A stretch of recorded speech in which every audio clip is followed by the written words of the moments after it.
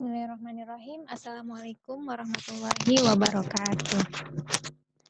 Selamat pagi, teman-teman semua. Pada pagi hari ini, hari Rabu, kita berjumpa kembali dalam mata kuliah pengantar ilmu grafika bersama Ibu Antina Latif. Insya Allah, selama beberapa menit ke depan, kita akan sama-sama mempelajari tentang banyak hal terkait dengan pengantar ilmu grafika. Apa saja yang akan kita pelajari?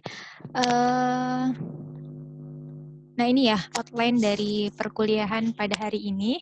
Kita akan belajar tentang pengertian grafika, kemudian tentang ruang lingkup grafika. Ketiga, kita juga akan membahas tentang struktur dan fungsi grafika. Sebenarnya apa sajakah fungsi dari grafika tersebut?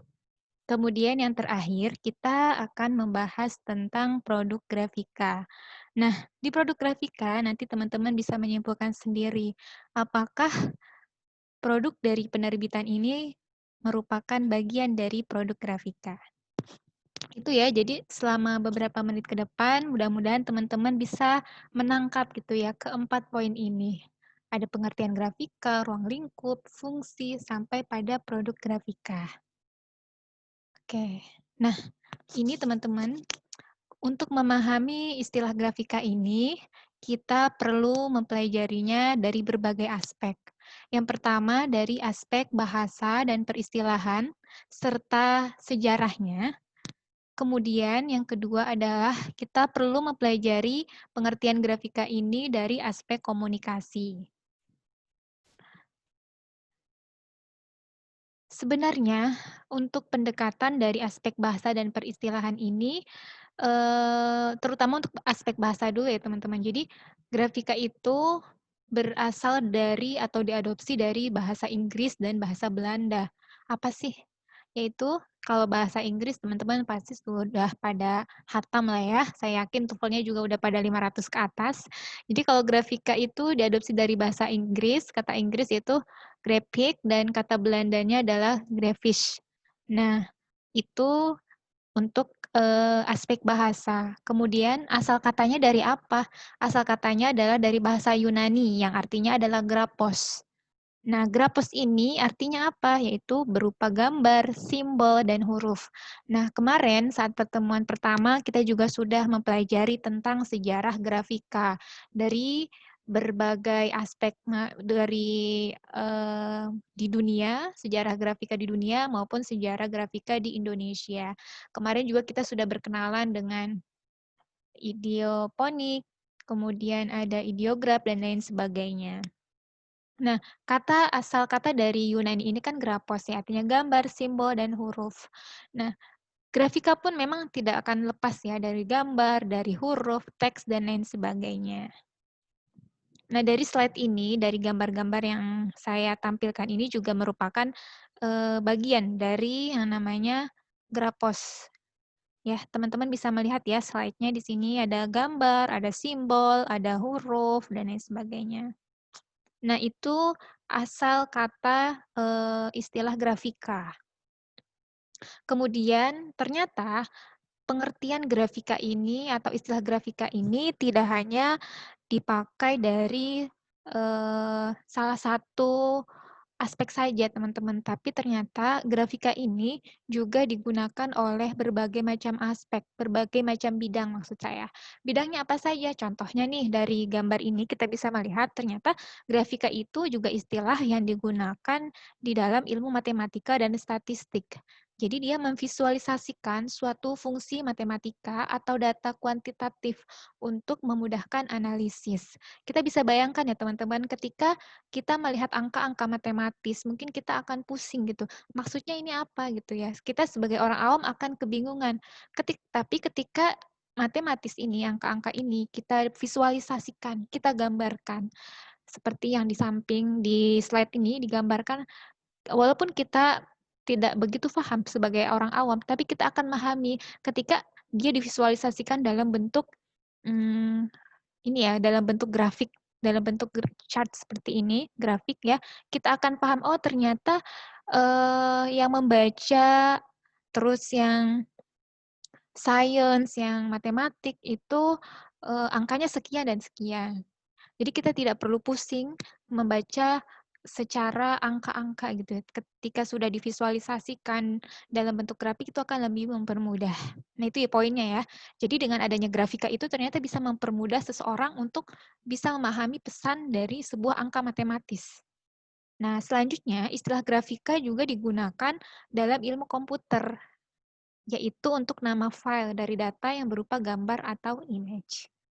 Nah, selain dari aspek itu, kita juga mengenal grafika itu sebagai padanan kata untuk kegiatan cetak-mencetak, yaitu percetakan. Nah, kemarin ketua kelas bilang bahwa, Bu, yang dimaksud dengan ilmu grafika itu adalah ilmu percetakan, ilmu tentang cetak-mencetak. Nah, benar ya. Jadi salah satu padanan kata dari grafika itu ternyata artinya adalah kegiatan cetak-mencetak atau percetakan. Jadi sudah benar ya. Lalu apa sih kaitan antara grafika, gambar, simbol, teks, visualisasi gitu ya, dengan cetak-mencetak? Apa sih hubungannya? Nah, ketika kita bertanya gitu ya, kok ada kaitannya dengan cetak-mencetak gitu ya, maka kita perlu mempelajari satu aspek keilmuan lagi untuk bisa memahaminya, yaitu aspek ilmu komunikasi. Dan teman-teman mungkin sudah banyak yang paham ya tentang ilmu komunikasi, karena ilmu komunikasi merupakan keilmuan dasar yang harus kita miliki gitu ya. Mungkin di penerbitan sudah ada mata kuliah tentang ilmu komunikasi. Jadi ketika sudah mendapatkan ilmu komunikasi, ini akan lebih mempermudah kita memahami arti grafika dari sudut pandang aspek ilmu komunikasi. Oke, selanjutnya teman-teman gini kita bisa melihat ya dari gambaran ini ada seorang laki-laki, kita melihat ya, ada bapak-bapak berdasi, cukup ganteng gitu ya. Posisi tanggal 1 Januari. Kemudian ada burung lewat ya. Kita akan memahami maksudnya apa ya ini dari gambar ini. Kemudian kita perhatikan ya dari gambar ini ya. Sebentar. Nah, ini 1 bulan kemudian ada sebuah tulisan gitu ya di tempat yang tadi Bapak itu berdiri gitu ya. Tulisannya apa? Ada tulisan yang mungkin teman-teman bisa baca ya, bisa saksikan gitu ya.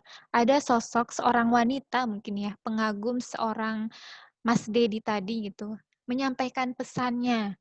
Tapi pesannya itu dituliskan dalam tanda petik di tempat yang tidak semestinya gitu ya, yaitu dituliskan di sebuah tembok, sebuah dinding.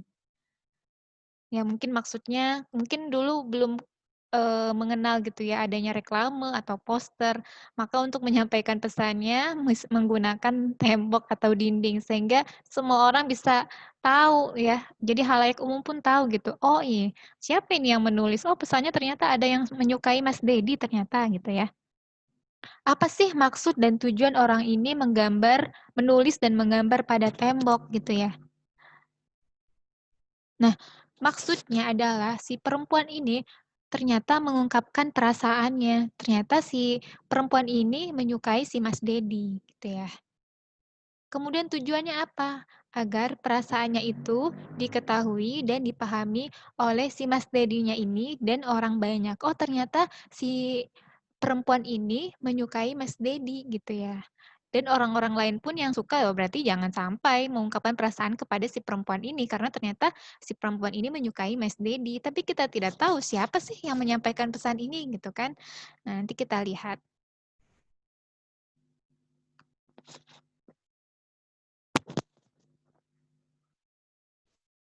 Nah, inilah sosok perempuan yang ternyata, menuliskan pesan di dinding tersebut ya. Orang tersebut sedang menyampaikan pesan atau message dalam bentuk teks dan gambar. Tadi pesannya masih ingat ya? Apa? Kemudian, sehingga orang lain yang melihat dan membaca pesannya itu mengetahui dan memahami perasaan si wanita ini. Kemudian, proses penyampaian pesan dari seorang kepada orang lain itu disebut dengan istilah komunikasi. Itu pengertian secara general atau secara umum gitu ya. Ternyata komunikasi adalah proses penyampaian pesan dari seseorang kepada orang lain. Nah, itu ya. Selanjutnya, nah ini. Tadi si perempuan ini disebut sebagai sumber informasi, informan. Kemudian dia dari si informan ini kan mempunyai ide, mempunyai pesan. Kemudian dia akan menyampaikan pesan tersebut melalui apa? Melalui sebuah media. Mediumnya apa? Medium itu adalah sarana atau prasarana. Kasus dari perempuan ini dia menggunakan sebuah medium yaitu tembok yang berisikan pesan, "Mas Dedi jangan tinggalkan daku." Nah, itu mediumnya. Kemudian siapa yang menerima pesannya? Yang menerima pesan seharusnya adalah Mas Dedi. Dan penerima informasi itu karena dia bersifat publik, maka dia bisa oleh siapapun gitu untuk menerima pesan tersebut. Nah, itu ya. Selanjutnya, nih, si wanita ini kita akan mengetahui siapa namanya di slide berikutnya ya. Wanita ini dia menyampaikan pesan. Kemudian sarana penyampaian pesannya itu tadi ya, sarananya itu adalah sebuah atau mediumnya itu adalah sebuah dinding tembok, dan yang menerima pesannya adalah si Mas Dedi dan halayak umum. Nah, ini adalah jenis bentuk pesan dari si Mbak ini ya. Nah, sudah terpahami ya sampai sini. Kemudian kita lanjut.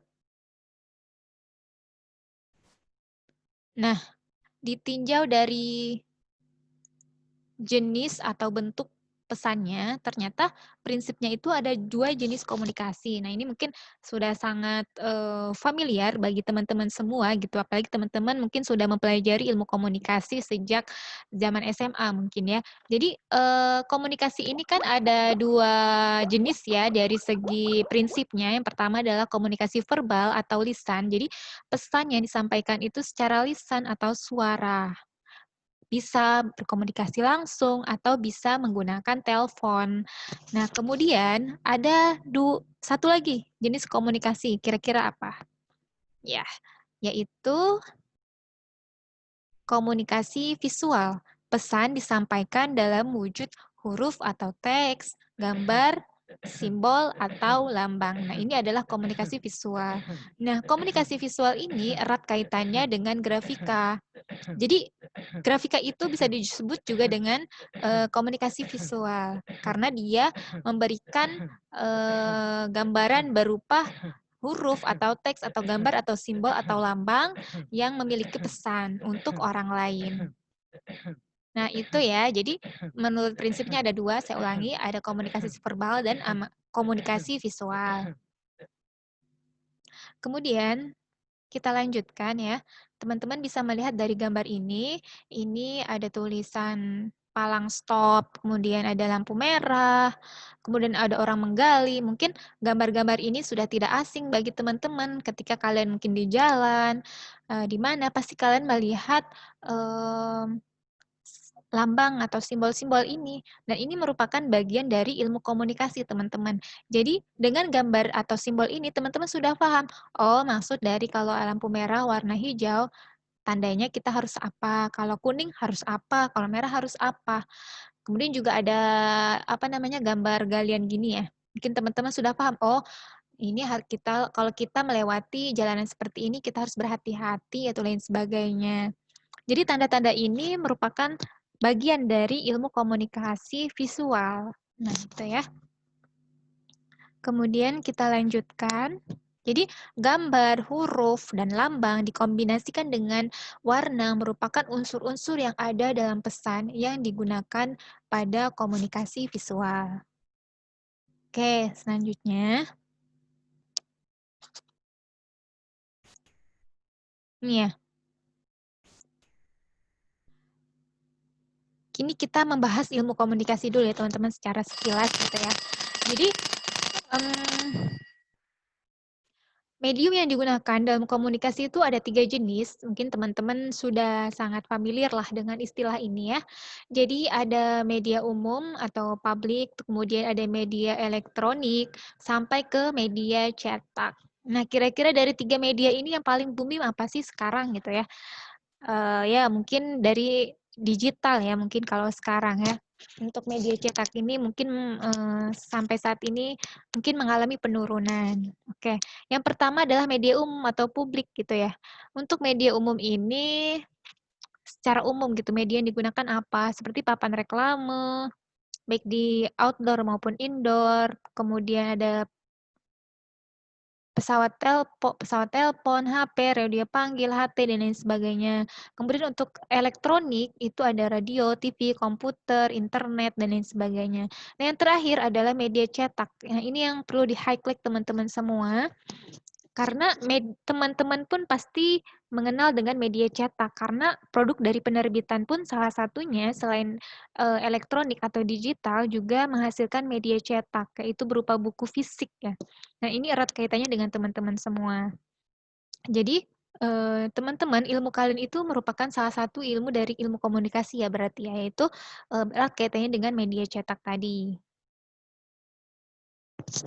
Oke, sampai sini semoga sudah terpahami. Kemudian kita lanjutkan ya. Sedangkan ditinjau dari kondisi penerima informasi, ada 3 jenis komunikasi. Yang pertama adalah komunikasi personal, yang kedua komunikasi kelompok, yang ketiga adalah komunikasi massal. Nah, ini merupakan 3 jenis komunikasi yang sudah sangat kalian, praktekkan dalam kehidupan sehari-hari. Ada komunikasi personal ya contohnya kalian berkomunikasi antara kalian, dengan orang tua, kalian dengan teman, kalian dengan dosen, dan lain sebagainya. Dan sasaran orang yang menerima pun diketahui. Kemudian ada komunikasi kelompok, yaitu penerima informasi dalam jumlah lebih dari 1 orang atau sebuah kelompok. Dan identitas anggota kelompoknya diketahui. Contohnya adalah kita saat ini berkomunikasi. Bisa jadi kita saat ini berkomunikasi secara kelompok, yaitu kelompok dari pengantar ilmu grafika baik kelas 1C maupun kelas 1B. Kenapa? Karena dalam anggota ini kita saling mengenal. Nah, itu perbedaan dengan komunikasi massal. Sedangkan komunikasi massal itu juga lebih dari 1 orang, jumlahnya besar gitu ya. Tetapi identitas setiap orangnya itu tidak jelas siapa saja gitu ya. Misalnya kita mengikuti sebuah webinar gitu. Webinar ini kita tidak tahu siapa saja yang ikut gitu ya. Tapi dilakukan dalam jumlah yang sangat besar. Nah, kalau kita perhatikan gitu ya dengan contoh tadi, contoh si Mbak mengungkapkan Eee, perasaannya kepada si Masnya gitu ya. Itu termasuk, penerima informasinya dalam dalam 3 jenis komunikasi ini apa gitu ya. Teman-teman mungkin sudah memperkirakan, "Oh, itu sebenarnya ada komunikasi personal, seharusnya ditujukan hanya untuk Mas Dedi," gitu ya. Selanjutnya, nah, jika ditinjau dari berbagai aspek ilmu komunikasi, maka apa yang dilakukan oleh orang tersebut? Maksud orang tersebut sini adalah tadi ya, si wanita dengan Mas Dedi. Kita bisa perhatikan termasuk dalam jenis komunikasi visual. Kenapa? Karena jenis pesannya itu berupa teks dan gambar. Tetapi ketika si wanita ini menyampaikannya dalam bentuk telepon, maka apakah termasuk dalam ilmu grafika atau dalam komunikasi visual? Tentu tidak ya. Kenapa? Karena jenis yang digunakan itu bukan berupa teks dan gambar, tapi melainkan dengan suara. Sedangkan grafika itu erat kaitannya dengan teks dan gambar, bukan suara. Jadi, si wanita tadi sebenarnya sedang menyampaikan aspek komunikasi visual. Kenapa? Karena dia meninggalkan pesannya itu berupa teks dan gambar. Masih ingat ya teman-teman, apa sih pesan yang disampaikan oleh si Mbaknya tadi? "Mas Dedi, jangan tinggalkan daku." Nah, itu adalah pesannya. Kemudian media yang digunakan, meskipun liar gitu ya, dapat dikategorikan sebagai media umum, yaitu papan reklame atau outdoor. Jadi si Mbaknya ini gitu ya, mengumumkan kepada semua orang bahwa dirinya itu memiliki perasaan dengan si Mas Dedi ini. Dia menggunakan sebuah media, medianya itu dengan sebuah papan reklame atau di sebuah dinding atau tembok. Ya. Kemudian yang ketiga, yang melihat dan membaca pesan di tembok jika belum dihapus, maka jumlahnya tak terhitung. Jadi di sini ada pesan, yaitu berupa teks dan gambar. Kemudian yang kedua ada tadi ada sumber informasi, ada pesan, kemudian ada mediumnya, dan terakhir ada sasarannya gitu. Nah, ini merupakan aspek-aspek dari ilmu komunikasi. Coba kita bandingkan teman-teman. Di sini ada medium A dan medium B. Nah, ini ternyata si perempuan ini namanya Mbak Emi. Nah, coba kita bandingkan antara medium A dan medium B. Coba teman-teman bisa berpikir ya, kira-kira apa sih perbedaan antara medium A dan medium B? Nah, nanti kita bisa melihat gitu jawabannya setelah ini. Jika kalian sudah ada pikiran nih, oh ternyata perbedaannya ini. Kita buktikan apakah pikiran teman-teman ini sefrekuensi dengan pemikiran yang ada di slide ini. Oke, kita lihat ya. Di sini ada medium A, ada medium B. Nah, ini. Susunan teks atau huruf dan gambar tidak dirancang dengan menggunakan suatu kaidah tertentu. Kita coba lihat deh teman-teman. Tulisannya besar-besar semua, miring, tidak rapi gitu ya. Dan tidak ada identitas siapa yang menuliskan gitu. Jadi apakah pesan ini akan diterima kalau tidak ada identitas yang benar atau valid gitu ya. Sedangkan yang B itu kan kita lihat ini, susunan teks atau huruf dan gambar dirancang dengan menggunakan suatu kaidah tertentu. Huruf yang dipakai dikenal sebagai huruf cetak, menggunakan warna-warna sebagai lambang, secara keseluruhan menerapkan suatu pola tata letak tertentu, yaitu ada keteraturan. Nah, inilah yang membedakan antara grafika dengan sebuah pesan yang biasa gitu ya. Jadi kalau kita berbicara grafika, maka pesan yang ingin disampaikan pun apa ya namanya? Pesan yang disampaikan itu memiliki kode, memiliki kaidah tertentu gitu, agar orang yang menerima pun akan semakin paham apa sih yang ingin disampaikan. Jadi tidak hanya sekedar keindahan grafika, simbol, warna dan sebagainya, tetapi ada pesan yang tersampaikan dengan baik. Itulah ilmu grafika ya. Kemudian di sini kita bisa melihat ya, tadi si Mbak Emi sebagai sumber informasi, kemudian dia ada mediumnya, kemudian ada penerima informasi. Nah, inilah bentuk dasar dari komunikasi grafika.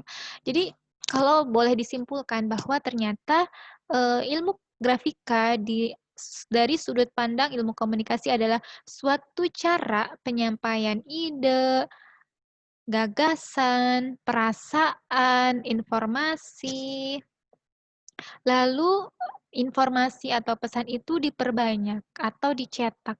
Dicetaknya ini dalam jumlah besar.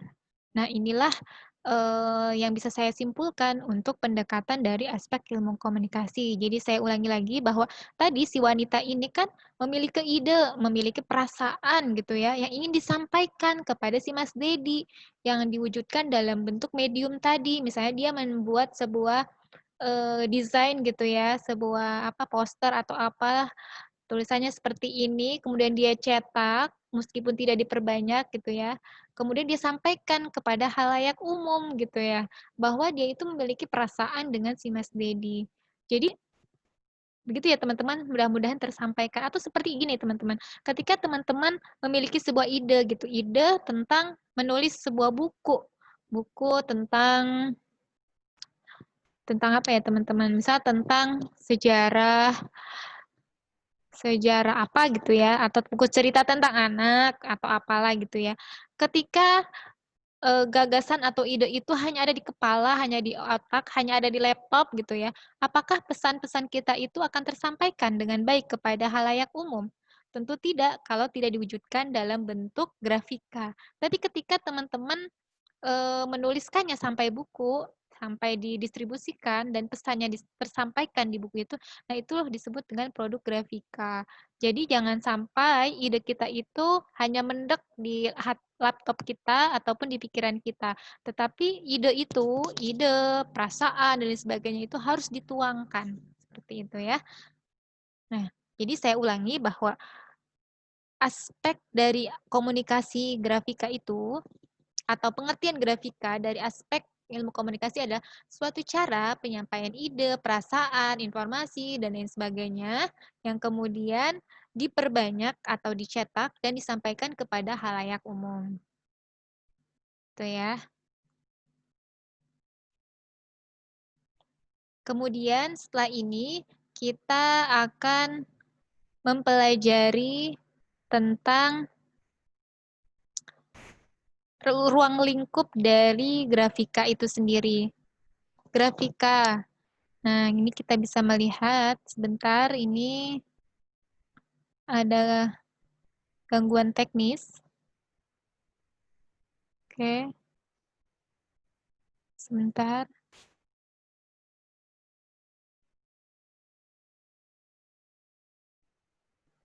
Tadi kita sudah membahas sampai pada ini kali ya. Nah, ini ruang lingkup grafika. Saya slideshow dulu.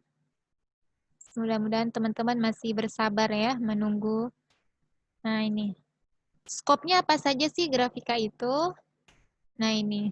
Dalam konteks arti bahasa dan fungsi, ternyata itu lebih cenderung berkaitan dengan komunikasi visual. Karena apa? Karena grafika merupakan jenis pesan. Komunikasi visual dengan mediumnya adalah media cetak. Dan pemahaman tentang grafika yang berkembang hingga saat ini diartikan sebagai kegiatan cetak-mencetak dan atau percetakan yang berfungsi sebagai pewujud media dalam jumlah yang besar atau produksi massal. Kemudian, selanjutnya, dalam lingkup yang luas, grafika ini mencakup 3 aspek. Apa saja aspeknya? Yang pertama adalah aspek komunikasi visual, kemudian aspek kesenian atau art, dan yang ketiga adalah aspek teknologi. Jadi ketiga aspek ini merupakan aspek keilmuan yang ada di teknik grafika. Tadi aspek komunikasi visual sudah kita bahas, kemudian juga ada aspek artnya, ada seninya gitu ya. Jadi ketika kita berbicara tentang grafika, maka di situ sebenarnya sudah mencakup juga keseniannya gitu ya. Jadi tidak hanya teks, gambar, warna, tapi di situ juga ada seninya, ada estetikanya gitu ya. Ketika orang menyampaikan, ketika produk grafika itu tersampaikan gitu ya, memiliki ada ketertarikan ya, ada seninya gitu ya. Kemudian di sini juga kita menggunakan aspek teknologi gitu ya. Kenapa? Karena digunakan dalam sistem produksi massal media cetak. Ada mesin-mesin yang digunakan dan lain sebagainya. Kemudian rumusan keilmuannya untuk sekedar pandangan aja buat teman-teman bahwa teknik grafika itu adalah sebagai sains terapan yang mempelajari proses pengolahan naskah yang terpusatkan pada sistem produksi massal media cetak, yaitu yang terdiri dari sistem reproduksi cetak dan sistem penyelesaiannya. Kita bisa melihat ada sistem produksi, kemudian lahirlah sebuah buku. Nah, itu adalah keilmuan dari ruang lingkup dari grafika. Kemudian kita akan membahas tentang struktur dan fungsi dari grafika. Saya izin slideshow. Nah, ini ya teman-teman. Apa sih sebenarnya fungsi dari produk grafika gitu ya?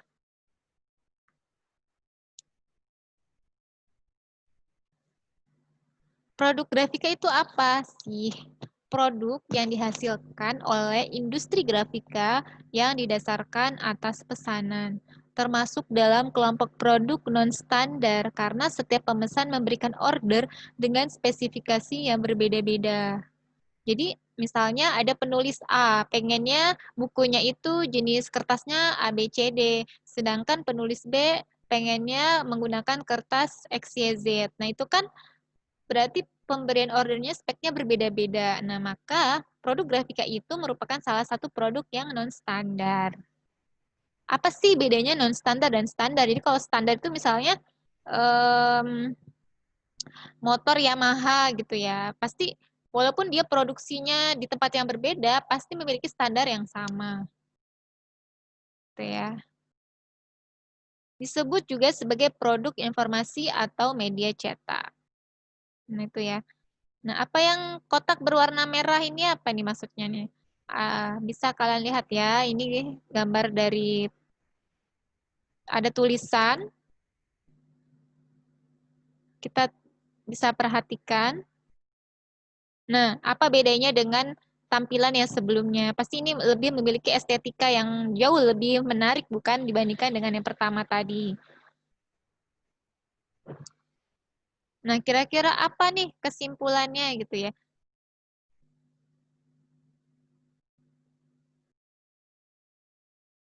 Nah, kita juga melihat di sini ya, ada sebuah buku gitu, judulnya Teknologi Grafika. Kemudian di sini juga ada juga tulisan ya, buku Teknik Grafika, tapi di sini ada gambarnya gitu ya.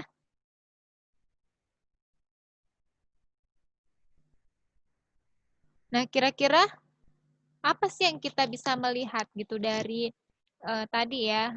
Jadi memang tidak hanya sekedar produk gitu, tapi ada estetikanya, ada keindahannya, ada informasi dan lain sebagainya. Yang ini akan mempengaruhi faktor dari fungsi dari grafika itu sendiri.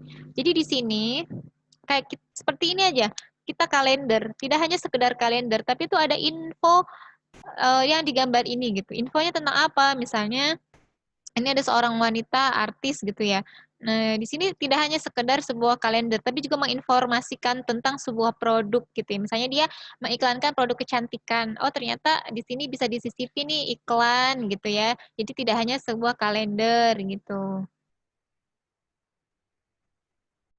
Nah, pada prinsipnya, produk informasi atau media cetak itu mempunyai tiga fungsi, yaitu fungsi informasi, fungsi dekorasi, dan fungsi dari guna akhir. Nah, sebagai media komunikasi, sebagai ekspresi keindahan atau seni, dan sebagai merupakan fungsi fisik, produk informasi digunakan sebagai apa? Buku, majalah, kemasan, atau yang lain sebagainya. Nah, ini ya teman-teman. Jadi di gambar-gambar tadi slide-slide sebelumnya itu juga menandakan, oh ternyata yang gambar pertama itu ketika kita mencetak sebuah produk itu harus menggambarkan informasi. Informasinya apa saja? Selain informasi juga ada dekorasi dan disesuaikan dengan fungsi akhirnya. Misalnya tadi untuk kemasan, guna akhir. Terus ada buku, oh ternyata bisa digunakan, fungsinya itu digunakan sebagai guna akhir untuk buku, untuk kemasan, dan lain sebagainya. Dan fungsi grafika itu banyak teman-teman, nggak cuma di bidang itu ya, tapi juga bisa digunakan sebagai sarana pemasaran, sebagai sarana hiburan, sebagai sarana pemerintahan, dan dari kemasan itu sendiri. Jadi itu fungsi dari produk grafika ya, salah satunya. Selain informasi, dekorasi, dan guna akhir.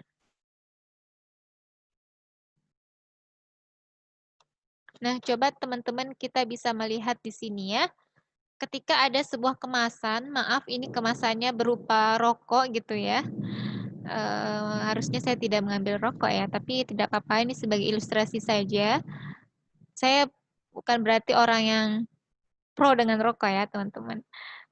Nah, ini adalah sebuah kemasan kosong tanpa ada informasi apapun. Ini ya, kita bisa bandingkan dengan yang sebelahnya. Di sini sudah ada informasi. Tapi di sini ada estetikanya gitu ya. Dan ini juga sebagai produk akhir. Oke, selanjutnya.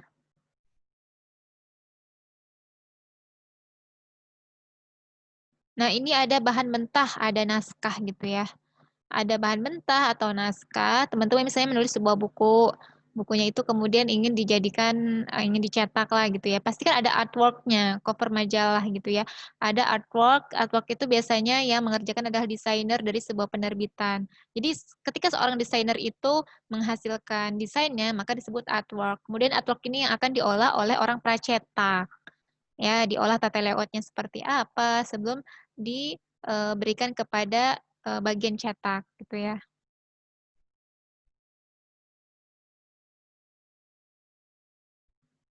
Nah,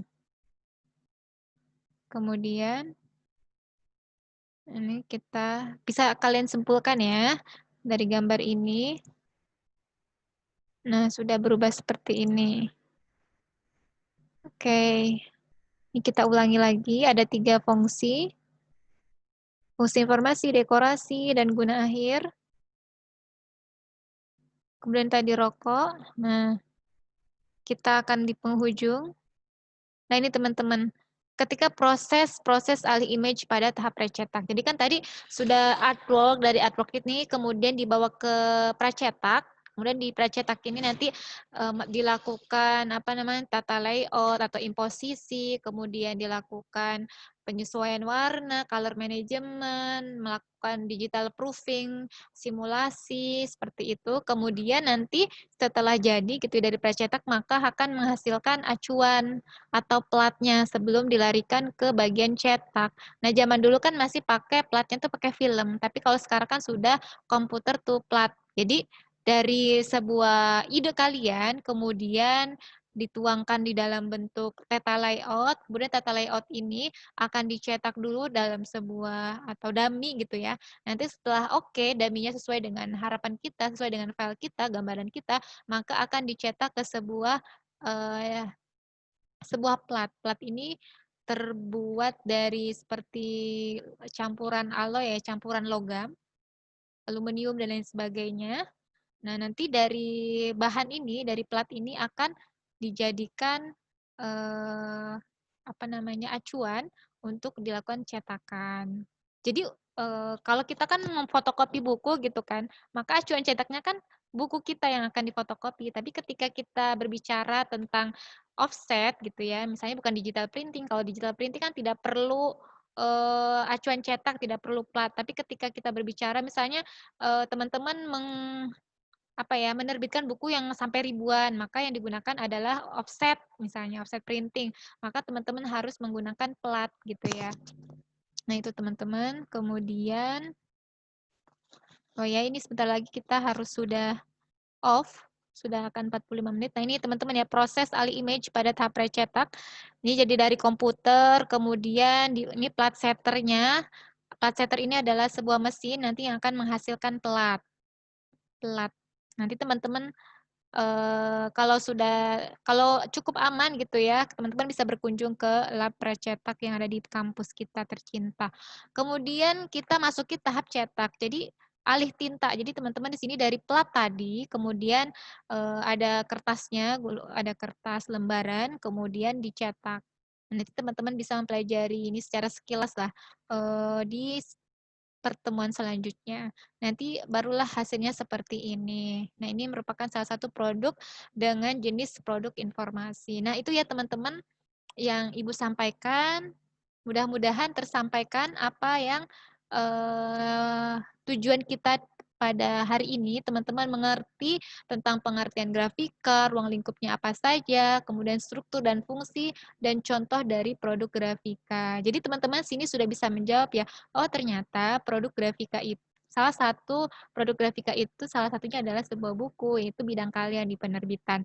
Nah, mungkin itu saja materi yang Ibu sampaikan, mudah-mudahan terpahami, dan apabila ada pertanyaan atau ada hal-hal yang ingin didiskusikan, silakan teman-teman bisa komen di YouTube atau bisa juga nanti dibahas di grup WhatsApp kita yang sudah ada. Cukup sekian dari saya. Mohon maaf bila ada hal-hal yang tidak berkenan. Saya akhiri. Assalamualaikum warahmatullahi wabarakatuh.